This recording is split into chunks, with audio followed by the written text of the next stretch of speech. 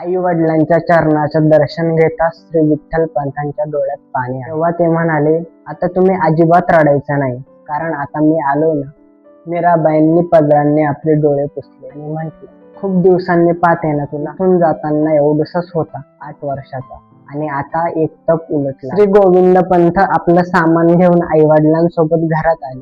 त्या दिवशी गोडधोडाचं जेवण झालं. पैठणच्या गोड आठवणींच्या गप्पा रंगल्या. त्या गप्पांच्या सुगंधात वेळ कसा निघून गेला हे कुणालाच कळलं. एके रात्री अंगणात पायऱ्यांची चौकी टाकली होती. गोविंद पंत, मीराबाई आणि श्री विठ्ठल पंत त्या चौकीवर अंग टाकून पडले होते.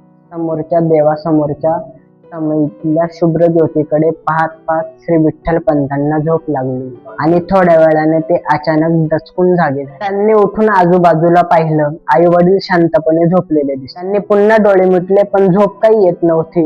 म्हणून ते उठले आणि बाहेरच्या ओसरीमध्ये येऊन बसले. खरंच या अलौकिक आणि असामान्य सृष्टीच्या रचनेत आपण कोण आहोत? मनुष्य ही या चराचर सृष्टीत तडफडत आयुष्य काढणारा एक किडा. जगाच्या बाजारात उभा राहून आपण कशासाठी जगत आहे? सुखासाठी, पैशासाठी, संसारासाठी की अस्तित्वाच्या लढाईसाठी? नेमकं माणसाला जगात काय मिळवायचं आहे? शून्य आहे सगळं, क्षणभंगूर आहे सगळं. आणि एकामागून एक श्री विठ्ठल पंतांच्या मनात प्रश्न उठू लागले.